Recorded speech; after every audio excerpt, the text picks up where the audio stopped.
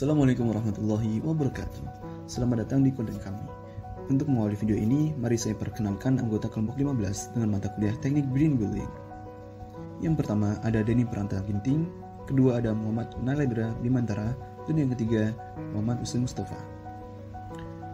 Kami sangat senang bisa menyebut Anda di video kali ini. Kali ini kami akan membahas topik yang sangat penting dan relevan, yaitu dampak lingkungan yang diakibatkan oleh berbagai aktivitas manusia. Aktivitas pembangunan yang tidak terkendali seringkali menyebabkan kerusakan lingkungan seperti deforestasi, degradasi tanah, polusi udara dan air, serta kehilangan keanekaragaman hayati. Hal ini dapat mengancam keseimbangan ekosistem dan menurunkan kualitas hidup manusia serta makhluk lainnya. Aktivitas pembangunan yang berlebihan berkontribusi pada peningkatan emisi gas rumah kaca yang berperan dalam perubahan iklim global. Perubahan iklim ini dapat menyebabkan dampak serius seperti kenaikan suhu global, kenaikan permukaan air laut, dan juga pola cuaca yang tidak stabil.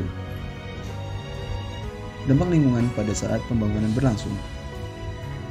Berikut adalah beberapa dampak lingkungan yang umumnya terjadi selama tahap konstruksi. Yang pertama berupa kompaksi tanah.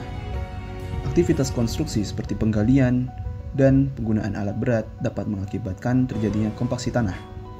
Ini dapat merusak struktur tanah, mengurangi kemampuan tanah untuk menyerap air, dan juga mengganggu pertumbuhan tanaman. Yang kedua berupa kerusakan terhadap sistem drainase.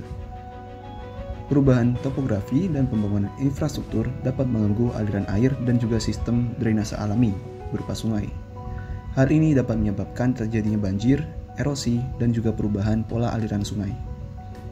Yang ketiga, limbah konstruksi. Limbah konstruksi seperti puing-puing, bahan sisa, dan bahan berbahaya harus dikelola dengan benar. Jika tidak, limbah ini dapat mencemari lingkungan dan juga mengganggu ekosistem. Dampak lingkungan pada saat pasca pembangunan. Beberapa dampak yang mungkin terjadi setelah pembangunan selesai meliputi: pertama, manajemen limbah. Gedung dan fasilitas yang telah selesai dibangun menghasilkan limbah dalam bentuk limbah rumah tangga, limbah elektronik, dan limbah berbahaya.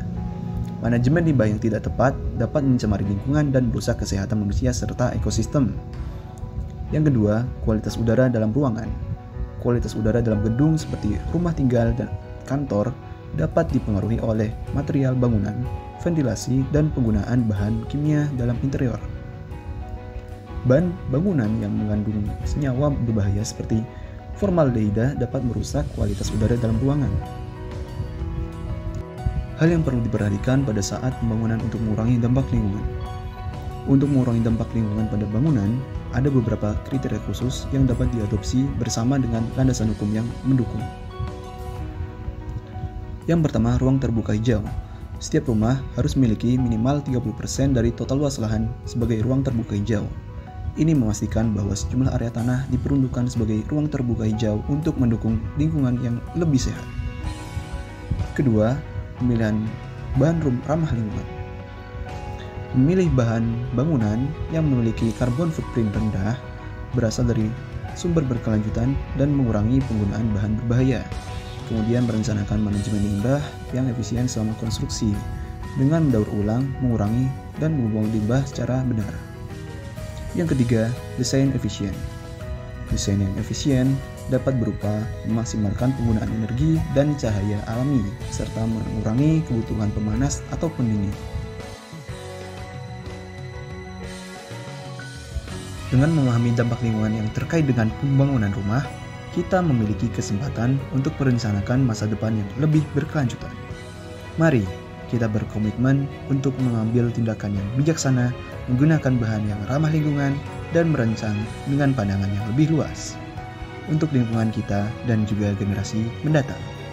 Terima kasih telah mengikuti perjalanan ini, dan mari bersama-sama membangun masa depan yang lebih baik untuk planet kita. Assalamualaikum warahmatullahi wabarakatuh.